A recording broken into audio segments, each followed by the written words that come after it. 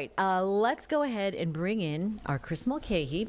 He is in our Live Impact studio right now. Starting out sunny, really nice. I know it's going to be hot. What else you got? Yeah, it's 94 today, sunny. This is the only non-rain chance. So I want to put this up for debate. All You right. probably heard something about this Sunshine Protection Act. So pretty much what this means is that all year we're going to have daylight saving time, which, by the way, 60% of the year roughly is about daylight saving time. But what this would change is we don't fall back or spring forward. So instead, the spring forward pretty much just sticks. So what I wanted to do is I wanted to actually show you what it would be like if that changed for us here in Charlotte, North Carolina. You all ready? Ready. Sure. Okay.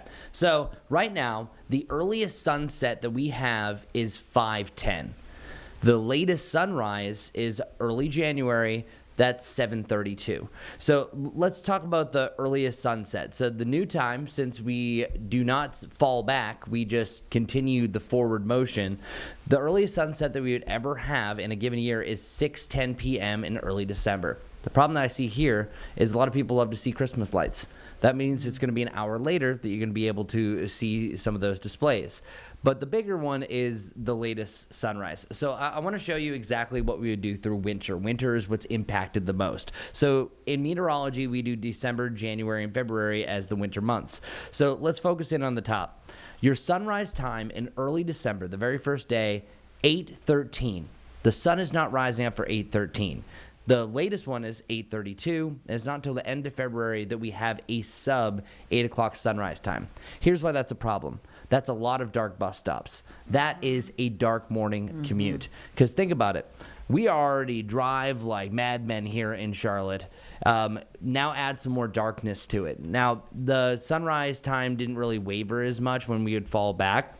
But literally, this would mean a majority of the winter months that sometimes the roads aren't as great as otherwise. That means the 7 o'clock hour is likely starting off in darkness, and that's where traffic really starts to pick up. Now, what people don't realize is America tried this.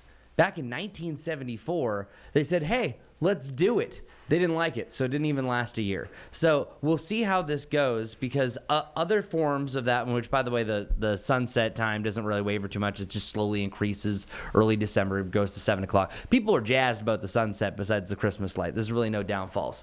But here is a given sunrise time change for the Rock Hill School District. I made this graphic last year, and the reason why I would be adjusting this is say if this did go into place.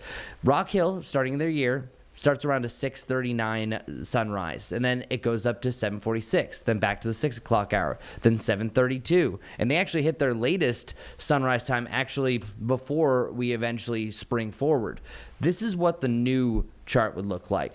This is the big difference. So instead of wavering by about an hour to an hour and 15, you start off the year at 6:35, and by the middle of the school year, that bus stop is almost 2 hours later that you're going to have that sun rising up. So the reason why 1974 didn't work out is because there was a lot of traffic issues, there was a lot of safety concerns, and that's why they eventually dialed it back. So I'm not saying I'm for, I'm not saying that I'm against. I just really wanted to show you exactly what the changes indeed were going to be, where we say, hey, that's fine, standard time is not really a big deal. For the most part, it's not. But the biggest caveat I see is definitely the sunrise times. Opinions, debates? Yeah, I mean, that is the danger of, and that's a concern for so many parents, right? Is are those dark bus stops? I mean, I drive in the dark and I see the kids that are actually a little bit older, like middle school, and I'm concerned for them standing right there in the stop sign and there are no lights. I'm like, oh my gosh, and they're like left alone. So I can see the concern, but it's one of those things. It's just like picturing an 8:32 sunrise time is pretty crazy because the winter months are always kind of the doldrums anyways. And you have the little bit later in the day, but you're waiting forever for the sun to rise on what is already pretty cold in general. This doesn't affect our temperatures, by the way, just the perspective of time just in general. So I don't know. It's tough to think about because there's other areas. Like I was looking at other sunrise times, how they would change. Louisville, Kentucky wouldn't have their sunrise up until 9 o'clock.